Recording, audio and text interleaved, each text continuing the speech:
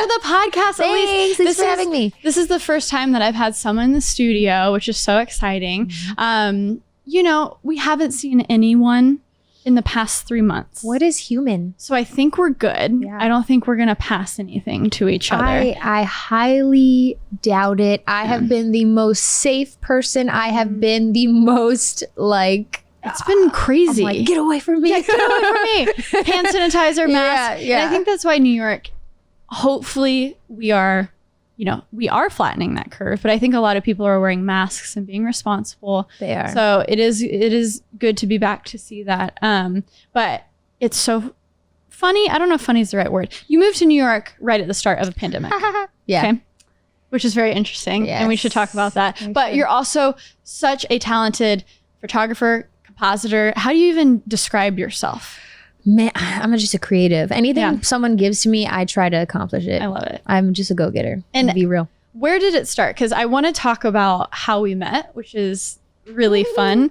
But what was that first camera? How did you start shooting pictures? How did you start in Photoshop? I mean, you do a lot of cool creative things. Where did that begin? Yeah, hype me up. Let's go. Yeah. I have been a designer since I was like 9 or 10 years old. I owned my first website when I was 12. What was the URL? It was called Jazzy Girl. And it makes no sense at this point. So let me tell you the reason behind that name. So at the point, there was someone who owned this web space, and there was a community forum on there that I really liked. And I begged my parents to buy this forum from this person. So I bought this website with the forum on there, and then I built my own website around the forum with like tutorials and free graphics. Entrepreneur on our hands. When I was in sixth grade, I was doing this. So were you a part of that forum and you said, oh, there's something here? I want a bigger part of it. And that's what just felt like. And they were like, oh, we want to sell it. We don't want to host it anymore. I was like, I'll buy it. And I'm like 12 years old. I had no idea what I was doing. I mean, what did your parents say to that? It was I had to beg them for the money, and they really didn't understand what I was doing, but they were really supportive. My dad has always been my parents are divorced. My mom lived in Chicago, and I was living with my dad and my stepmom at the time. And my dad I remember he came home with a computer one day that had Photoshop and Illustrator on it and everything. Game over. And my stepmom was really, really into tech too. Mm-hmm. Yeah, exactly. And they just were, I was just obsessed with being on the internet. So they were, I think they were truly such a huge part of even why I'm today. Man, that is so cool. So how did that forum evolve? I probably blocked it out of my mind because I don't remember anything that happened. All I remember is the next few years of eventually when I was selling MySpace layouts for McDonald's cheeseburgers at lunch. So entrepreneur stuff. Yes. I remember when people had Tumblrs and MySpaces, you thought that you were this fancy programmer. You were copying, pasting HTML. Nice. Hello. Ooh. I was out here slanging HTML. Yes. And that's honestly, that was one of the inspos for me being like, oh, maybe I should try computer science as a college thing. But then you get really into it and you discover it's pretty difficult. This is scary. If you put a code thing somewhere wrong, the whole entire thing is destroyed. Game over. Yeah, you got to have a passion for it to make it your entire job. Yeah. But that's so funny. And then what attracted you to photography? What was that? What was your first camera ever? I have I think it was probably a little point and shoot thing that I used to put pictures of myself on MySpace, to be honest with you. I remember I would set up the little point and shoot on my desk or something, and I'd have a timer on it, and I'd be modeling or whatever. I always dreamed of being on America's Next Top Model too. I tried out one year. I love that show so much. You tried out? I tried out 1 year. Well, people are starting to say it's a little problematic. The more you watch it back, you're like, oh my God, what were they saying? Tyra was saying some horrible things. Really? I didn't realize. We had no idea at the time. It's entertainment. What are you gonna say? So, but I tried out for that season where they had the shorter girls, where they're you can be 5'9" and under and try out. I'm like, God forbid I'm short. Jesus. So I guess a lot of that show was picking out the flaws of these already beautiful women. So I can see that. Craziness. So, that was my first kind of interest in photography, but it wasn't until Instagram in 2012, or no, not 2012, but 2010 when I kind of signed up for Instagram, but I was just posting like selfies and like pictures of my food, really nothing creative at all. That's what we were all doing. That's what Instagram was for. Just hanging out. I have 10 likes on a picture of my lunch. Yeah. Well, I mean, I barely got 2 probably. I mean, I don't even think I had any followers. I would just post all the time. And then I just eventually found this community of like iPhone photographers like Cole Rise and like a bunch of different people who were just so creative with their phones. And me being this like college dropout at the time who had absolutely nothing to my name. I had no job, no like computer, no camera that would suffice. I didn't have a point and shoot. I don't know where any of my stuff was at the time. I was like homeless pretty much because I was staying at like friends' houses. I could have went home, it was whatever, but I just wanted to be like out and about, whatever. And I kind of felt like I knew my own way, but really didn't. I had to learn and live. But, you know, through that, I had my iPhone. I had a broken iPhone 4 that could shoot and had a platform with Instagram, you know, and I had these free apps where I could create stuff with my phone. And so that's what I did consistently. And then now I'm a photographer. But I mean, it was really just this creative outlet from that past that I had with design and like just internet love. You know, it grew into something that it is today. Yeah. And boy, has it blossomed. It's blossomed. The first time that we ever met actually wasn't, you know, we're all doing our own things. You're doing amazing things on Instagram. You do a lot of the cool, what would you call it? Compositing, or how would you describe? Okay.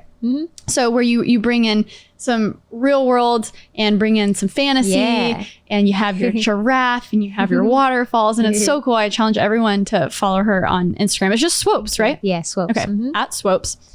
And we met during this Adobe thing called Make It on Mobile. And this was, keep in mind, this was before, at least for me, I had any influence online. This was the year where I was really trying to like weasel my way in with the Adobe folks for the residency. You're killing it too. Because I had like 3,000 YouTube subscribers. I had just learned of the residency and I did one gig with him for like $250. I made a recap video of one of their events. And so I did well on that. And they said, hey, there's this other thing in New York called Make It on Mobile. We'd love to have a recap video of it if you want to do it.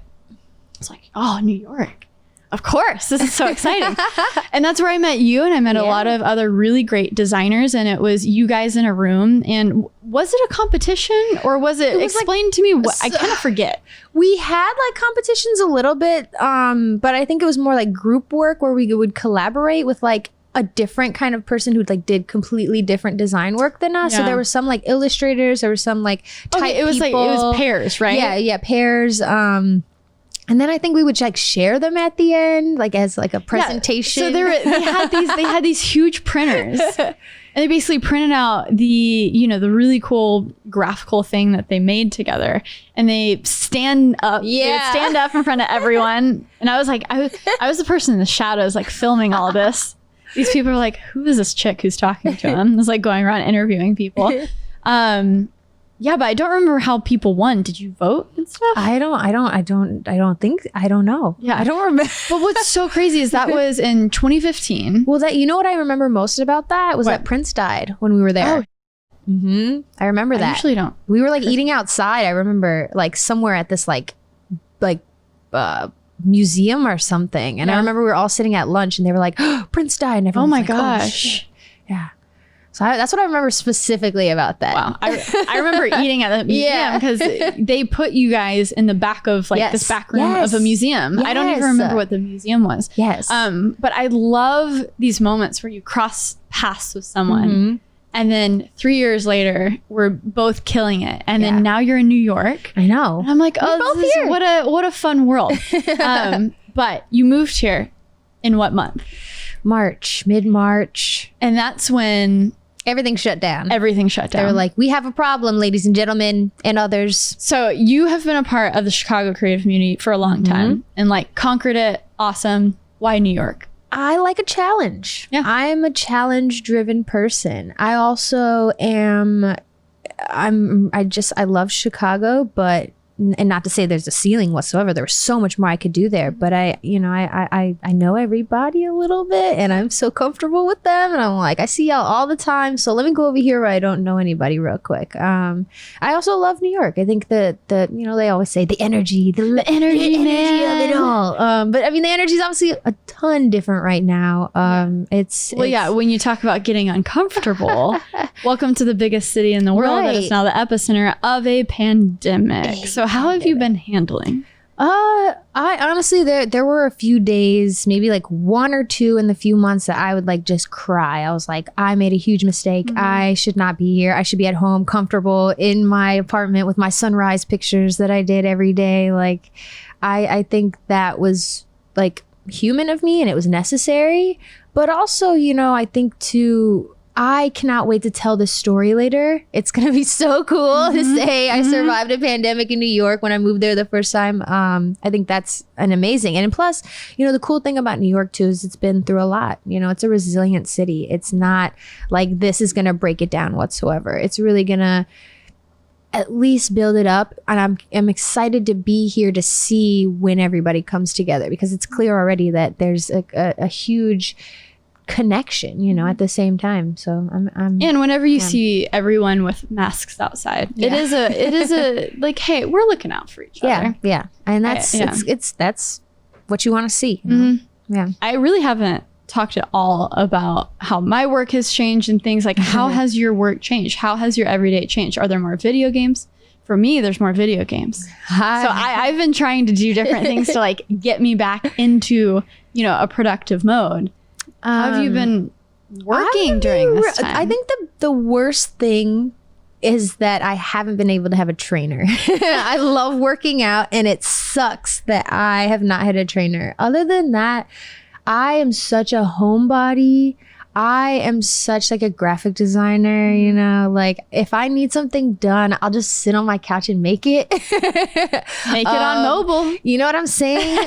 So like, I mean, and that's also been why I haven't started. I mean, I've done YouTube stuff, and that's why it's probably not as consistent, because I just love being able to just like not have to go out of my way to like do other things. So I think that has been nice. But at first I thought I was going to be kind of invincible to like the slowdown of work. Just because, we're influencers, and maybe, things will keep happening. We know how to, stay resilient. Yeah. That's totally how I came into this too. I was like, we're lucky to have our jobs. What a special career this is. But then when you notice, especially for YouTubers, when a lot of your job is being in front of a camera and acting like you're happy, everything's fine. That's when it kind of hit me. When I started filming, my second and third video in, I was like, oh, miserable. How much? How are you supposed to? And then people are gonna be like, I don't like this video. Your energy's off. Smiling more. Where's that New York energy?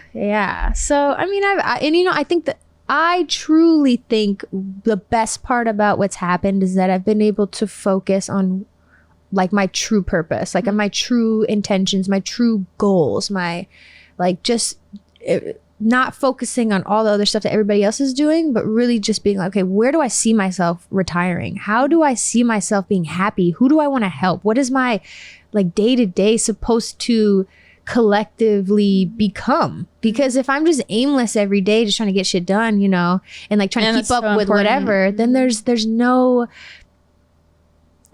building being built, and so like I think that was the best thing about what happened is I literally sat myself down for an entire day and I said, okay, who do I see myself when I'm old?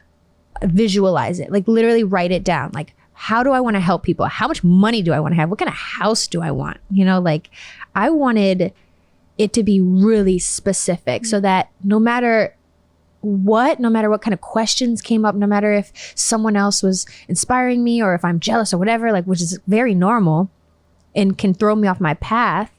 But like, if that comes up now, it's like, oh, I love that. But like, that's not what I need to do because it has nothing to do with like, I'm supposed to do, And it's helped my anxiety. It's helped my depression that can come up every now and then. It's helped me stay focused and not so stressed about the things that come up, because it's not purpose driven anymore. And then the things that do are purpose driven, and it feels good to feel like that. So if anything, this pandemic has taught me to just educate myself. I've learned 3D design, which is crazy. Oh, the last thing that you posted was so cool, Elise. Holy crap.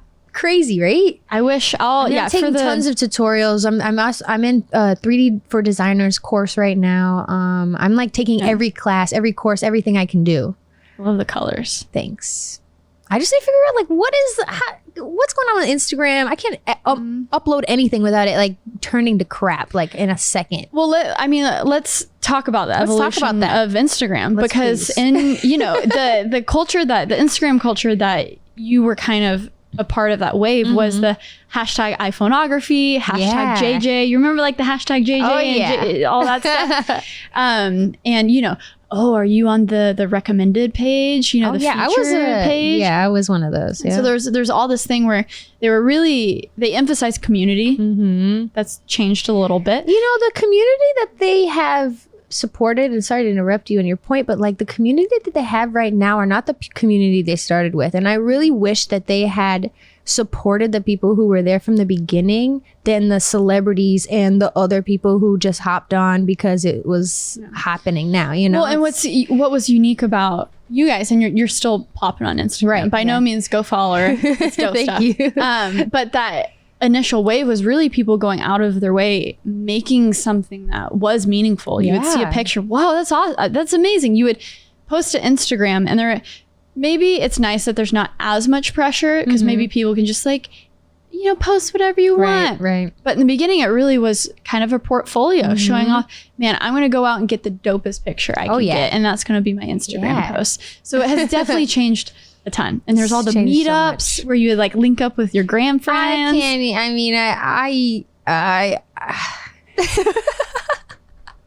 Meetups and me are weird because now I'm like, I think I'm too much of an OG a little bit, not to toot my own horn or anything, but when it starts getting like that, people want to like take pics with me and like, some of them they'll like post them and stuff. And I'm like, I don't know anyone and I don't want to like be a part of like this whole a little bit of more of an introvert. Right? I am. Yeah, I am. I always thought I was extroverted until I started realizing that my energy was like getting depleted by being around other people. And I love people. I really do think I am a people person, but like it's the energy of like just all of it. Sometimes I'm like, super outgoing, but if I go to a conference, I will not see anyone for the next literally 3 to 4 weeks. Same. And this is the first time that I've actually been like craving other humans. Same. It's a very unique feeling, because my brother is like the complete opposite extrovert.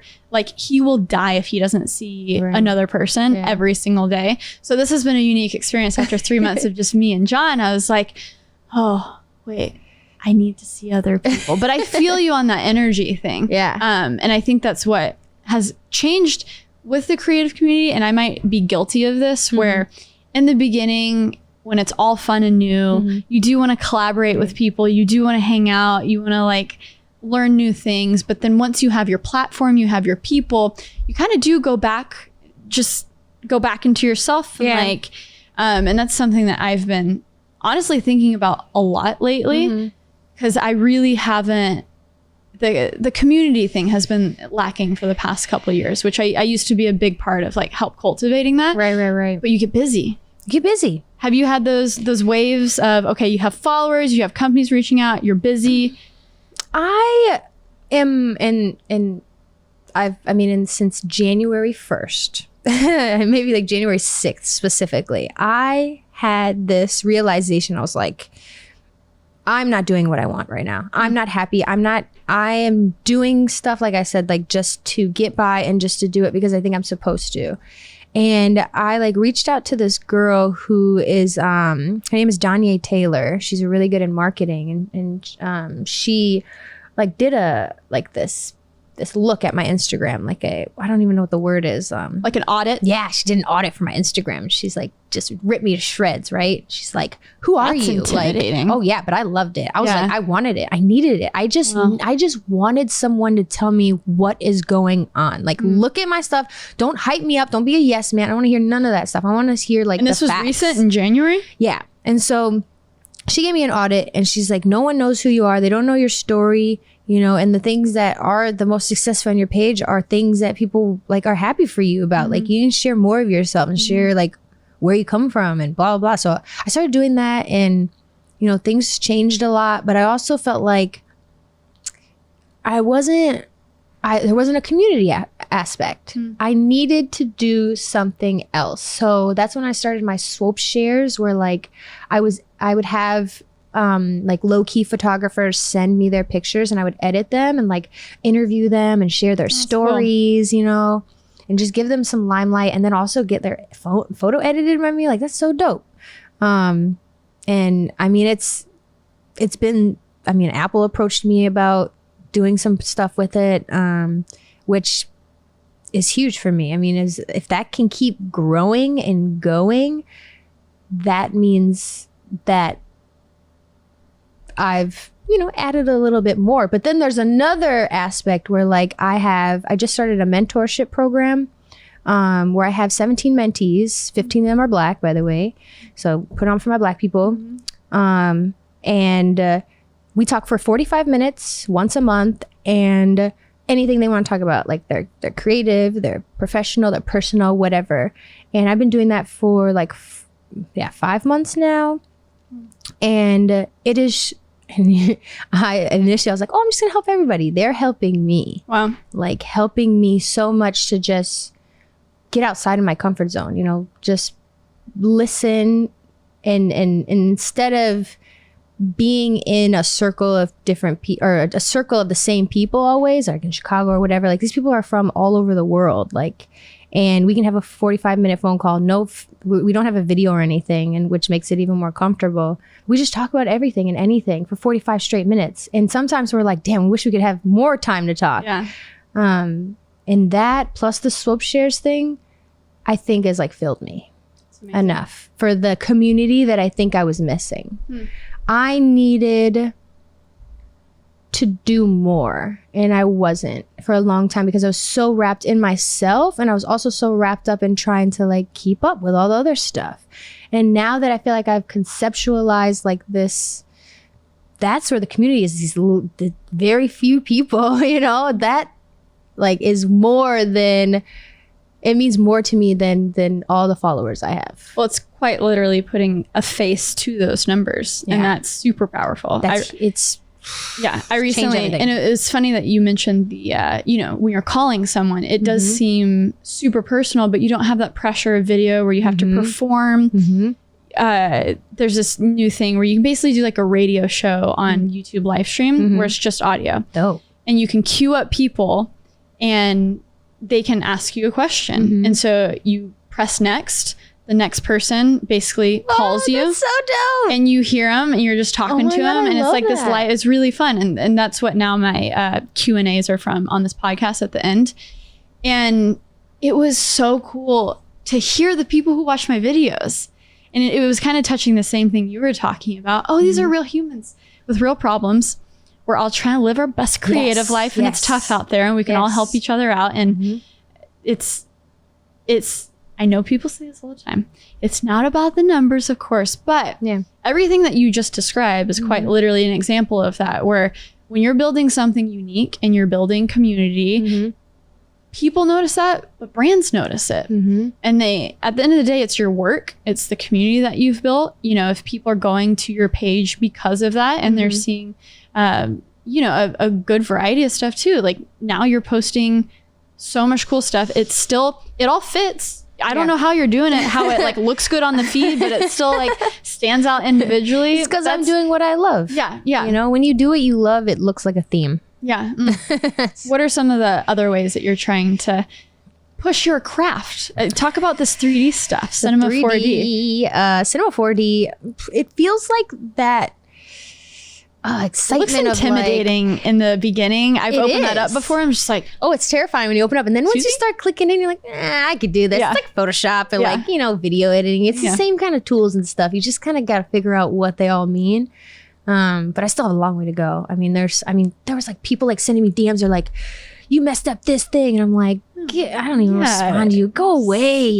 You're like, so lame. It's so lame. Especially when you're excited to share something new. So like you're really gonna slide into my DMs and knock me like that. That's why I always put like hashtag like still learning, like whatever. Like you gotta like protect yourself from like people who cannot think any deeper than what they've been shown. Like that's sometimes you really have to like hold people's hand to be like, okay, this is what's happening. So don't be mean. Don't be mean, people. It's really that simple. Be educated, don't be mean, don't be stupid. Yeah. I've seen a lot of stupid past few weeks. Ooh, people have been canceling their lives. Everything's coming to light, isn't it? Exposing people. I think that's what the internet is really great at. I think Twitter. As a civilization, as individuals, I think we've progressively gotten better. We've built our own court system. But now, now that we're shining the light on everything, it's like, okay, it's time to expose. It's time to learn. It's time to change things. Yeah. Time to be nice to people. Everyone. To ourselves. For ourselves.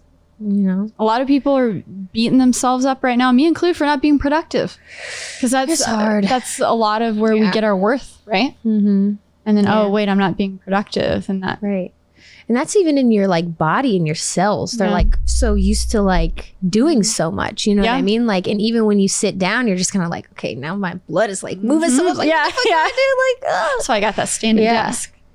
Break down your process for me, because when I look at your pictures, and it's such a, can we just describe some of your work? Let's take these, because I have one of your how do you even describe, like, what do you call? I have a piece of your art hanging in my bedroom, and it's amazing. And it's something like this. How do you describe this for the people listening? Because this is mainly audio. How do you describe something like this? It's about 5 different images together, and I probably used about 4 different apps. I just, when I feel like I like something, I just got to go all the way there. With that specifically, let me tell you about that image. So this is a beautiful, it seems like a cityscape, but then there's clouds and there's a big moon and there's stars. I mean, these composites she does are just amazing. Right. So images like that, unfortunately, I have to do. And I say unfortunately because people expect them from me. Okay. And so I have this thing over here called one for me, one for them. That's a one for them. Okay, there we go. That's a one for them. All right. There's a lot of one for thems. And see, I just did the thing that you probably hate. No, it's okay. That's the first thing I went to, because I like it so much. But that's why people like my work. That's what it is, Sometimes as your own creative, though, it's hard because you want to keep growing. You want to keep doing different things. But the reason why people came to you and they love what you do is for those things that that you maybe want to move past. And that's something I have struggled with, at least with this 3D design or my video work or like stuff. It's like people still be like, well, did you make it on your phone? I'm like, no, but like I still make other stuff on my phone. Like you can do everything. Because the first place we met, make it on mobile. You're the make it on mobile person. And I always will be. I always will be. And I'm doing an Adobe Live on Monday and Tuesday actually for Photoshop on iPad. And I gotta do iPad because they don't have Photoshop on there for the iPhone yet.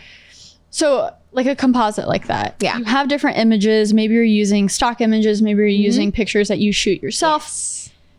What are those steps and what are the apps that you take if people, guys, again, I know I've said this, go to @Swopes, SWOPES on Instagram. And I think you're going to inspire a lot of people to maybe take a stab at this. So what are some of the steps you have to take? You have the images. There's a few different routes you can take. Now, sometimes I'll go outside specifically if there's a cool looking day. I like stormy weather. I like fog. I like bad weather. Nothing too sunny, nothing too nice. No.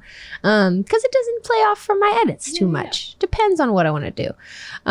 But so I'll go outside. I'll shoot for a little bit, grab what I like, and then I'll come back home and I'll sit down and look through it. And I'll also look through my Instagram feed because I'll kind of feel out like, what haven't I done already? What can I do? What can I get better at? What have people asked me for? Sometimes people will be like, where's the giraffe? And I'm like, the giraffe. I got to do a giraffe. I know I got to do a giraffe. Swopes giraffe. Yeah. The giraffe just got his own Instagram too, right? It did. No, see, there's the illustration. Whatever I feel like doing, I love it. I love people like you. You are just crushing the game. Illustration is my first love. That was what I always loved to do. But you know, the photography and all that stuff. That's, you know, some days I feel like doing all photography. Some days I feel like doing all graphic design. Some days I'm doing all 3D. Sometimes I want to do video. Sometimes that's what I love about this ish, that you can do whatever you want. Yeah, but some days I don't ever want to do photography again. Interesting. Like I love it, but I feel like there's people who should be someone else's favorite photographer. You know, like I feel like there are people who genuinely love it so much that like, and you don't call me your favorite photographer. And you see their pictures and you're just like, it's amazing. Like there's a love, there's a passion. But like when I take my pictures, like how I'm going to continue saying about my process, but like when I go out and I take my pictures, the photos they're all right. They're cool. It's an ingredient to the thing you're cooking. Right. And my photos naturally are probably not going to be the best ones, but I am a post processor. So when I get that photo on my phone, I'm going to like crop it out, edit out, move it around, do it, you know, get it to the place I want to get it. And that's where I'm like, that's not where my love is. Yeah. Is the phone or the iPad or your laptop the first place that do you bring them through? Lightroom? Okay. Still phone. Always phone. Amazing. Yeah. But depending on my time, I'll go to my computer and upload all the stuff. But sometimes I don't. Yeah, straight to the phone. Yeah. And all my photos will like stay on my camera for like months and months and months. I'm like, and then you accidentally format that SD card. And I've done sometimes I don't even care. Yeah. Oh, is it good? It's like one of those things where you accidentally close out of your Chrome tab. Yeah. You're like, no. And then you're like, actually, but I'm free now. I can breathe. You know? Okay. So you bring it into your phone, you tweak it, you edit. Tweak it a little bit, edit a little bit. It depends. I'll probably bring it into a few different apps. Bring it into Visco, bring it into Lightroom on an app, bring it into Art Studio, this app I have. And then there's a bunch of other apps that are very specific, like adding sunlight or doing a reflection or doing some kind of something, whatever it is, you know? And those are specific apps. Like you don't do that in Photoshop? Then hopefully, I mean, the thing is like I'm never 100% satisfied with like anything I post, because I'm like, I could just use one more edit or one more thing or something. Perfect doesn't exist. No, it doesn't. So I mean, I think even when was it? When did I post? Oh, it was this one. It's like this is. Wow, that's a good example. Just all the different types, different filters, different lighting. Yeah, so I posted a screenshot of my photo album, and I mean, and that's not even just all of them. I had about 20 different edits that are slightly different than one another, and I'll never completely be satisfied. So I'm like, I could have did this, I could have did that, I just want to post it. They're so cool, though. Thanks. So using this, you know. You probably took the picture of the buildings, but that moon, where does that moon come from? That is I brought that into an app called Art Studio, and then I'll pull the moon from a stock image. Okay. So I think there's also, I mean, there's two images there. So one of them is a real moon, and the other one is like a gradient that I filled in. So I just like did a selection tool that was a circle and then filled it in. And that stuff, can that be done in Art Studio or? Okay. Yeah. So some of the stuff you do completely in Art Studio. What are the ones that require Photoshop? None. I do not use Photoshop. Okay. How have you used the iPad Photoshop recently? Yes. It's lacking a few features. It's good. I look forward to how it's going to evolve. Yeah, me too. I just want them to do it on the phone. When they get Photoshop for phone, so you really are phone. Yes. Make it on mobile. I swear. It's my comfort zone. People are like so surprised when they hear it. I cannot even edit on a desktop sometimes because it's so uncomfortable. I could edit video or do 3D on there or something else, but like I cannot do Photoshop on there. I'm shocked just hearing that because I was easier on my phone. Really? I was thinking this entire time, like, oh, you've probably evolved your tool. So this was all on your phone. Yeah, everything I do is on my phone, except for, like I said, the video or like the 3D design, everything. What? Yes. So how do you do these selections and stuff? I'm crazy. Oh my! Do you have a neck problem? Does it look I can imagine. I'm saying, do I look? Not at all. Tell them. Do I look okay? Because I just need. I think I'm alright. Like if I was, because a computer you can be kind of up. No, I can only because I'll be on my shoulders phone. Are fucked. Yeah, sorry to curse. I don't know if that's, but like, okay. No, my shoulders. I mean, if you touch my shoulder now, you'd be like, I feel bad for you. You need a masseuse. I do. Wow, this is not a time to need. That's very true. Yeah, that is so impressive. So even your giraffe composite. I'm actually going to recreate that exact image on Adobe Live on Monday. This podcast won't be out then, but check it out. Maybe I'll put the link. It will be on my website. Okay. I'll put like the recap on my website. I always put them on. You can check out the recap in the show notes below. Okay, these though. All those are okay. So she also does these really dope videos that are just.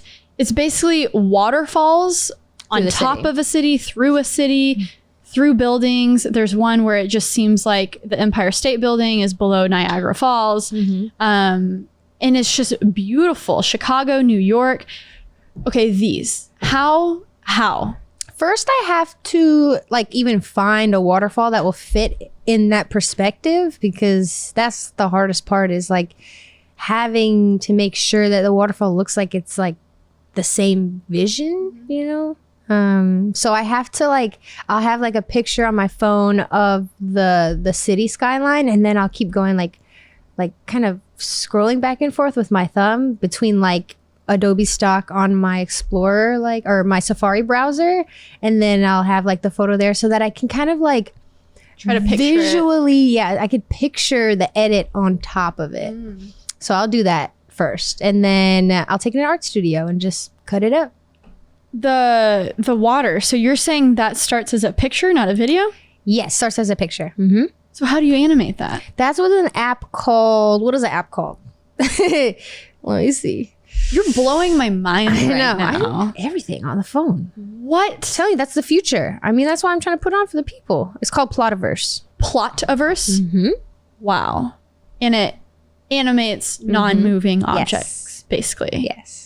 And then you just like slice and dice around the buildings? Slice and dice them. And I'm guessing, is that an art studio as well? Yes, correct. Wow. When they put me on Make It on Mobile, I'm pretty sure I was the only person there that actually made stuff on mobile. Right. You were like the poster child. Literally. For actually what they're talking about.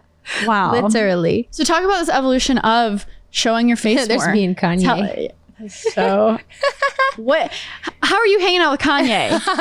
That was a very interesting night. I got invited to this guy. He's a photographer named Jim Moore. Okay. And he's a GQ photographer. He was introducing a book that he had. And Ralph Lauren was having a party for it. And then they invited me to like an influencer dinner afterwards. I'm like, okay, it's just gonna be influencers, right? Like, it's not gonna be crazy. Like, I don't even think Jim Moore is gonna be there. Like, it's just people that are normally there. So I sit down, and it's like people I have no idea. I've never met any of these people. These are not influencers. These are like people. And then Kanye's not even sat down yet. Jim Moore's not even there, but the table's full. So I'm thinking, no more other people are coming. Eventually Kanye walks in with Jim Moore, and they're like talking back there, and I'm like, oh my God, he's gonna eat in here. Wow, this is crazy. But then two people move in front of me out of the seats. And I'm like, oh my God, he's about to sit here. And then he sits in front of me, and I'm like, oh my God, Kanye's sitting in front of me. But, at the same time, I'm thinking this is like still, the Trump stuff. This is still like, I'm still a little bit mad at him. I didn't really like his last album, and be real. I mean, I would say that to his face. I mean, I and I think, so I was really, I just kept like drinking. Like one does.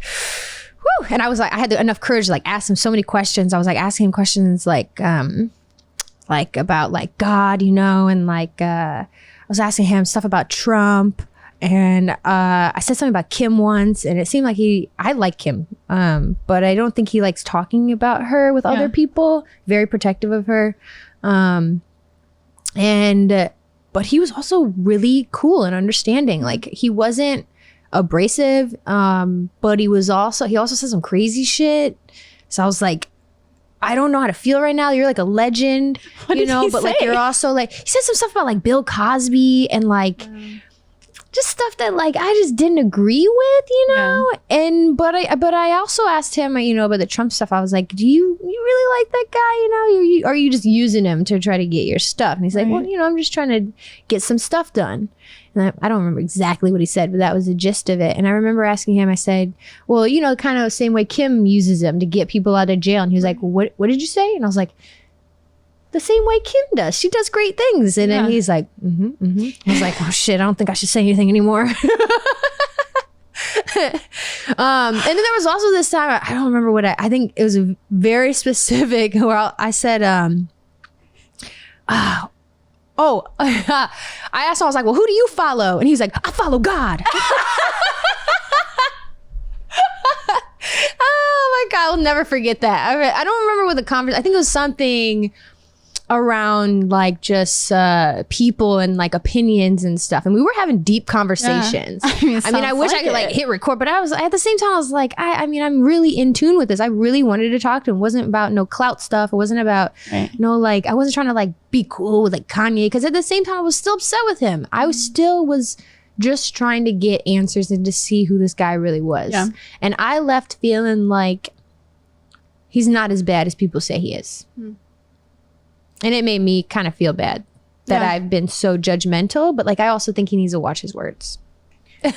Well, a lot of things are amplified and distorted once you're that level of fame. I can only imagine how one side will amplify it for their side, the other will amplify it in the other direction of hate, you know, all of that. And I think it's super powerful to just have conversations with people. Yeah. And, you know, for you to be curious enough to not be like, what does this do? What? I'm leaving, you know? Yeah. But just, hey, let's have a conversation. Let's see if this will even work. It's Kanye West. It's Kanye. It's Kanye West. Yeah. That's a Chicago legend. I'm from Chicago. Of course I'm going to sit here and ask him. Even if I hate the guy, I'm going to be like, man, it's Kanye West. Yeah.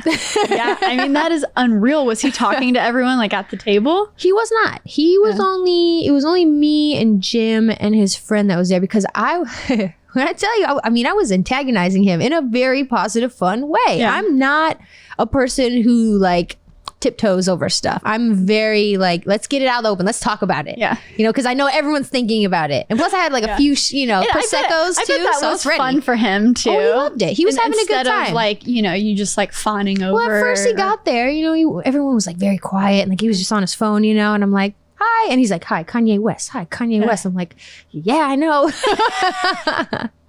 Don't have to introduce yourself. Yeah. So, I mean, I think that experience really just taught me a lot about celebrities, you know, not to be so hard on them.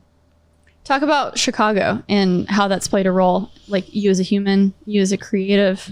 Chicago is a beautiful city. The architecture is just the best you'll find anywhere. You know, it's beautiful. It's unbelievable. I've never been there. Can you believe that? You'd love it. Yeah, you'd love it. I love in the city. summer. You'd really like it. Okay. In the spring too, or the fall. It's really nice. Anything but the winter. Winter's cool if you like. I do not like wind. Ice skating and like looking at trees with like lights on it and shit. I don't know. Other than that, there's really no purpose of being there. Yeah. Other than that, it's a great city visually, and you know it has a lot of internal growth. It has a lot of stuff it needs to figure out with just holding people accountable, and making sure that the right people get a voice, and making sure that you know, I think there needs to be a lot more energy towards education for the youth. I think there needs to be a lot more attention to what's going on with the violence and the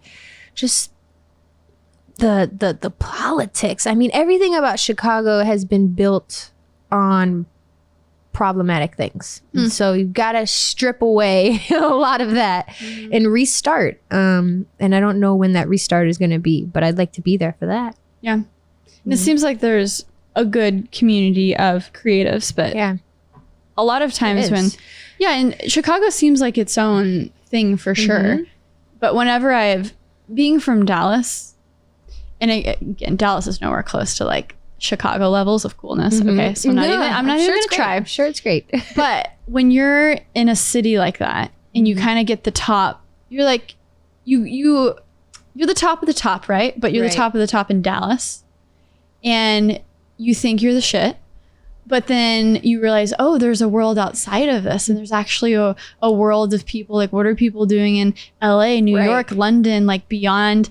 And then you're like, oh, wait, I'm not as big of a fish as I thought. You know, there's definitely some humbling. Never heard of me plenty of places. Right. Even though I walk into a restaurant in Chicago and people will be like, oh my God, is that Swopes? I love your work, blah, blah. Like, that's not gonna happen. Maybe in New York, I don't know. Yeah, I mean, hey, I like that.